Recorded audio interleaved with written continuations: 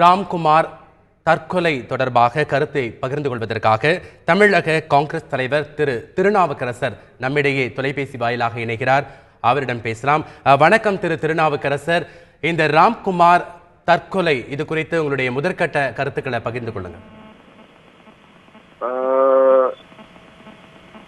சுவாதியினுடைய கொலை வழக்கில் கைது செய்யப்பட்டு சிறையில் இருந்த ராம்குமார் மின்சாரத்தால் பாதிக்கப்பட்டு மரணமடைந்திருக்கிறார், தற்கொலை செய்து கொண்டிருக்கிறார் என்று வந்திருக்கிற செய்தி இது காவல்துறையினுடைய அஜாக்கிரதை மெத்தன போக்கை காட்டுகிறது. ஒரு சென்சிட்டிவ் வழக்குல, ஒரு முக்கியமான வழக்குல தமிழ்நாடு மக்களுக்கு மூலம் தெரிந்திருக்கக்கூடிய ஒரு சென்சிட்டிவ் கேஸ் இது. மக்கள் எல்லாம் கூர்ந்து கவனித்து பத்திரிகை எல்லாம் அப்படி ஒரு பிரபலமான ஒரு அக்யூஸ்டாக அங்க உள்ளே போய் வச்சிருக்கிற ஒருத்தரை அவங்க ஜாக்கிரதையா கையாண்டிருக்கணும். அவர் மின்சாரம் தாக்கி தற்கொலை செய்து கொண்டார் என்று சொல்வது காவல்துறைக்கு ஏற்பட்டிருக்கிற தோல்வியாகும். முதல்ல இதற்கு பொறுப்பானவர்கள் மீது நடவடிக்கை எடுக்க வேண்டும்.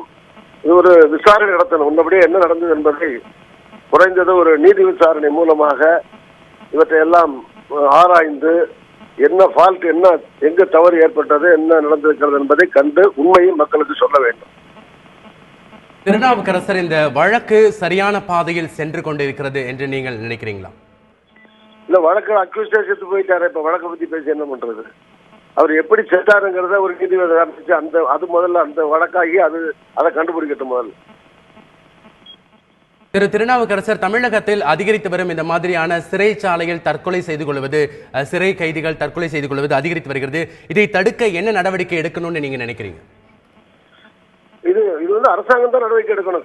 ஜெயில கொண்டு போய் வச்சிருக்கிற அக்யூஸ்டு அங்க அடிபட்டு சாகிறதோ, தாக்கப்படுறதோ, அல்லது இந்த மாதிரி தற்கொலை செய்து கொண்டு இறந்தாருங்கிற வருகிற செய்திகளோ இதுக்கு வெளியே இருக்கிற பொதுமக்களை பாதுகாப்பு கொடுக்க முடியும். அரசாங்கம் தான் உரிய நடவடிக்கை எடுக்கணும், பாதுகாப்பு நடவடிக்கை எடுக்கணும்.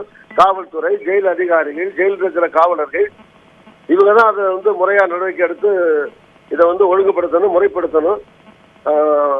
இதுல அரசாங்கம் கவனம் செலுத்தணும், நடவடிக்கை எடுக்கணும்.